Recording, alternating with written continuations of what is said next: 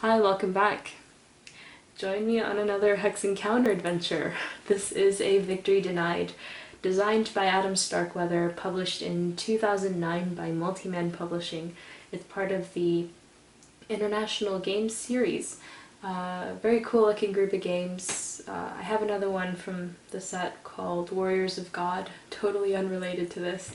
I'm not exactly sure why they grouped those games together in the way that they do, but I'm guessing it's because they're all the fruit of some sort of international collaborative effort.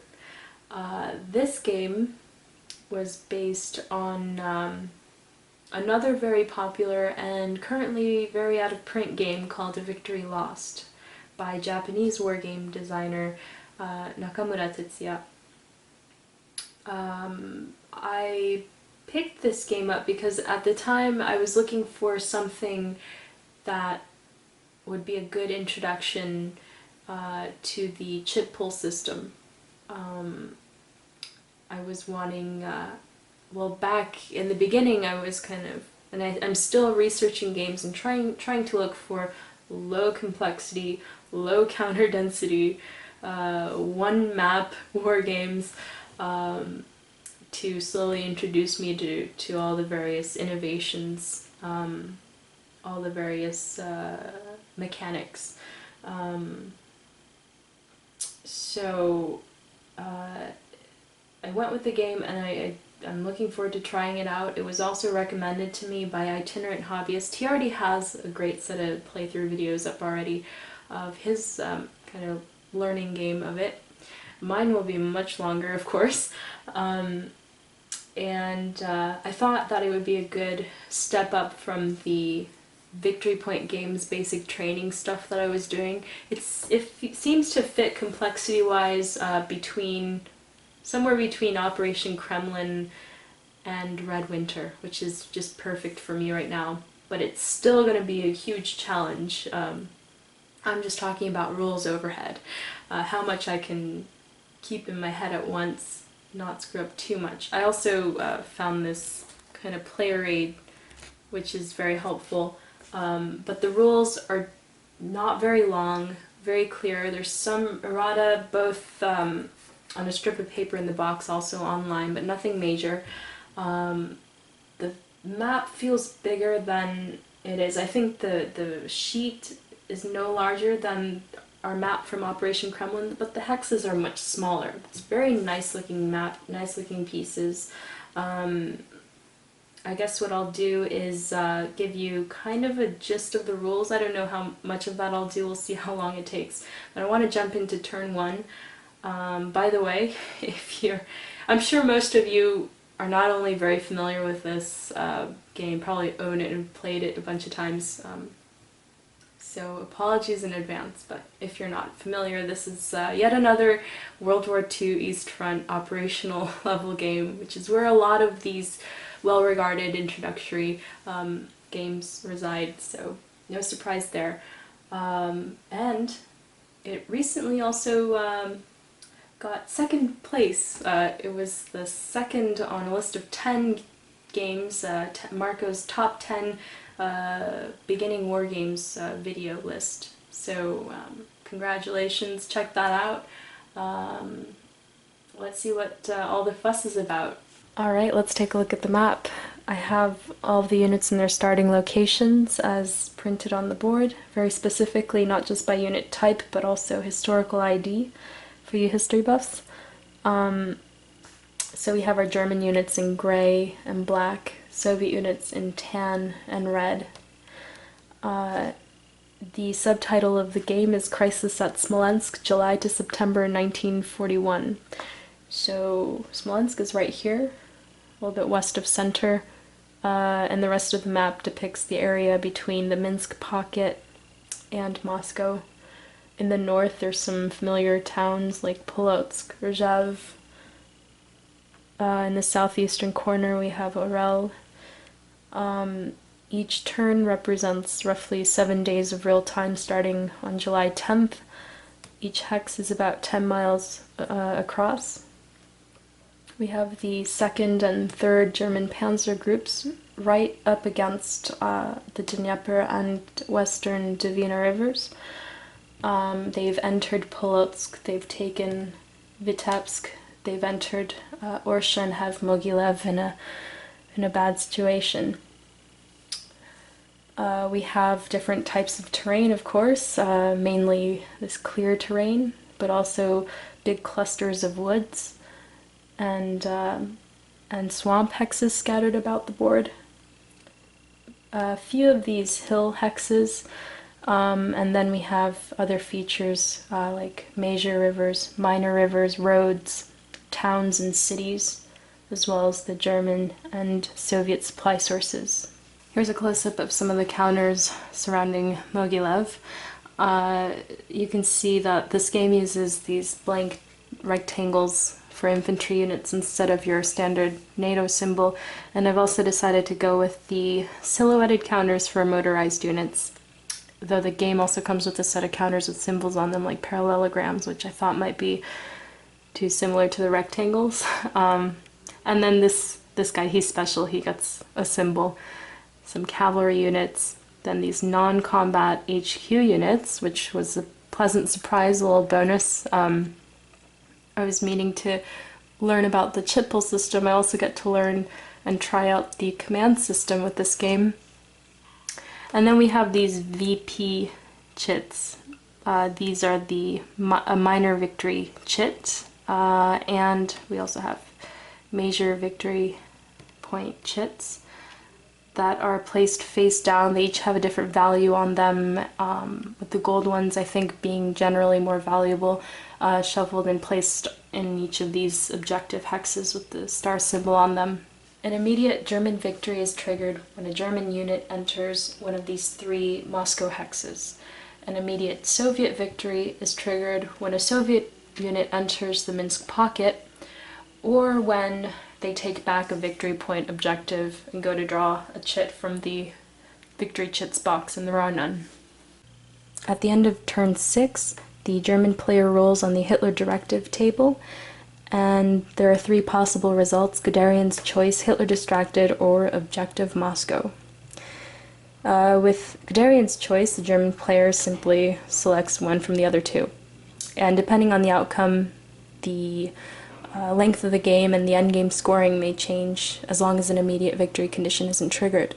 With Hitler distracted, the German player must immediately remove 4 motorized units from the board, some historical chrome, and we play through turn 8, at which point the German player will tally up all the scores from all the victory point chits he controls. The Soviet player does the same and adds to that 4 points for every eliminated German motorized unit.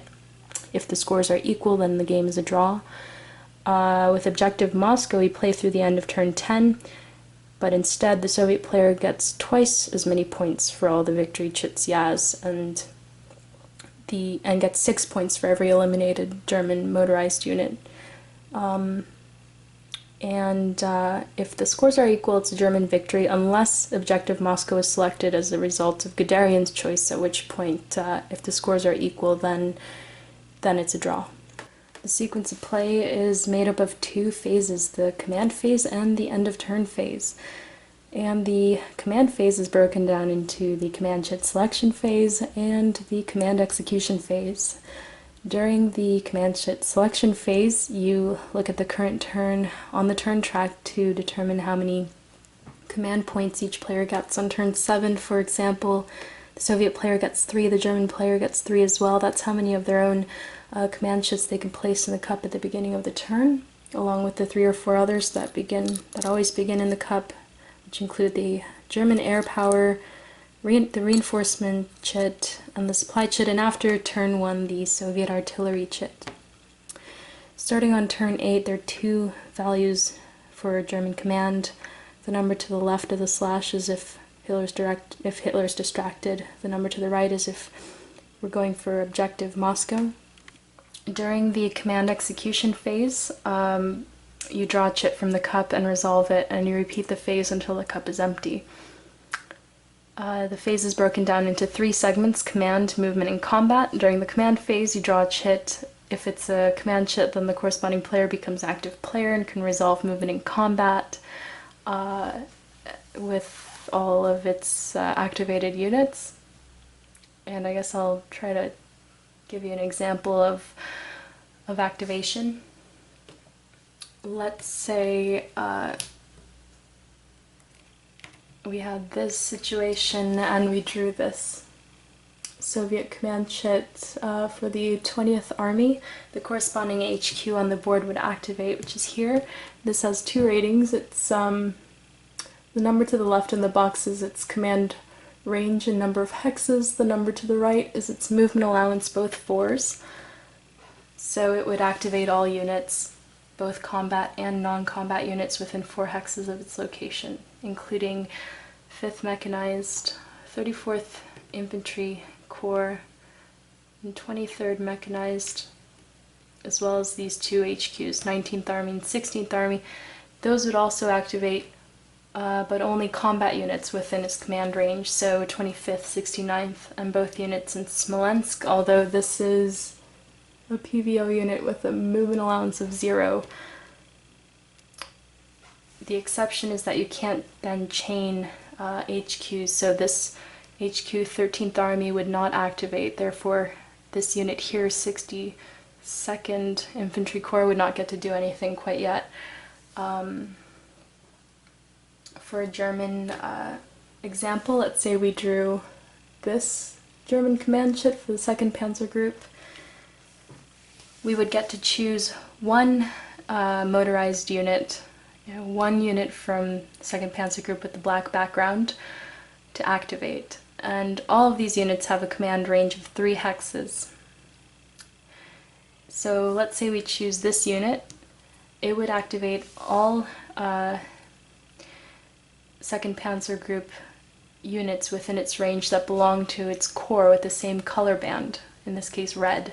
So this would activate this unit, but it would not activate these units, although they're within 3 hexes of its location.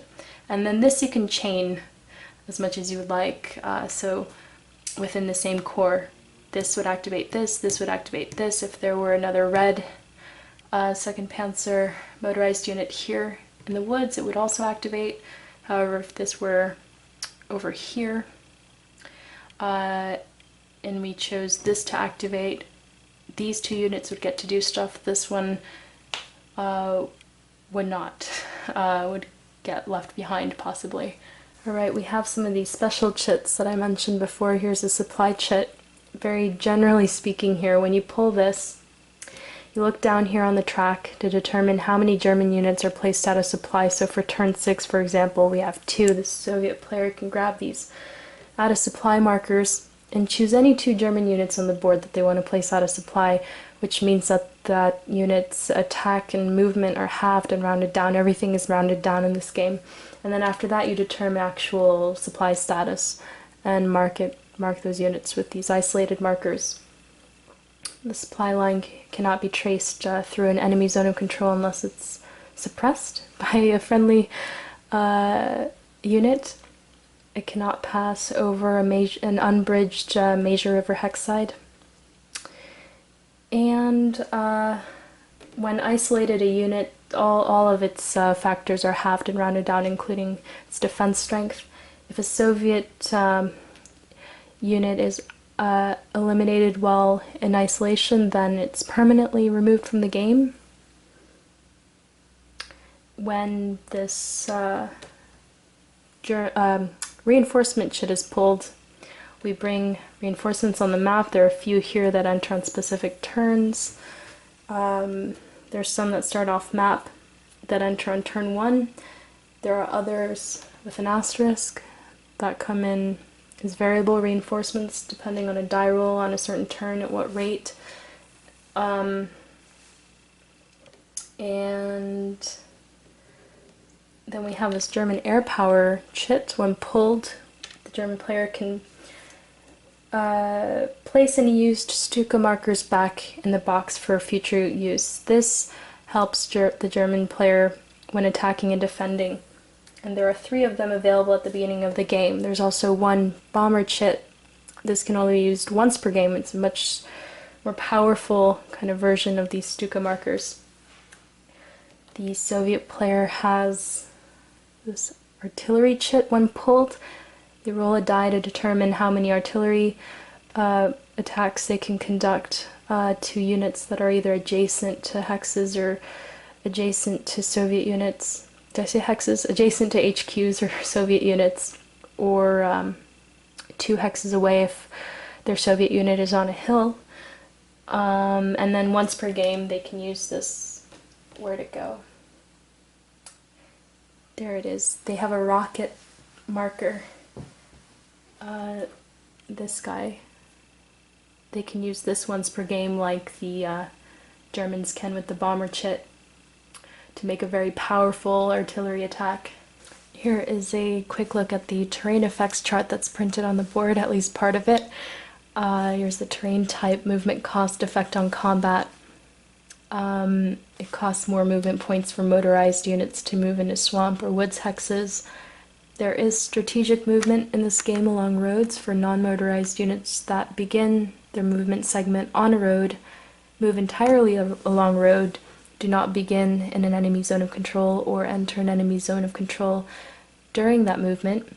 Then instead of 1 movement point, they may spend only 1/3 of a movement point for each such hex.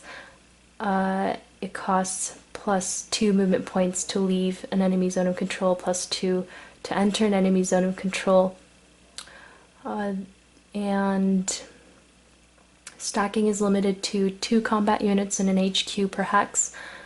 You cannot stack 2 HQs in a hex. You cannot stack 2 tan Soviet units together either, 2 Soviet corps. I guess I'll show you the combat results table here quickly.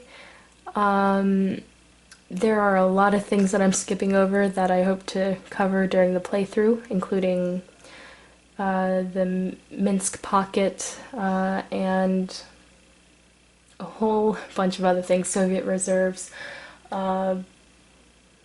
Geez, there's so much. But anyway, let's take a look at the CRT.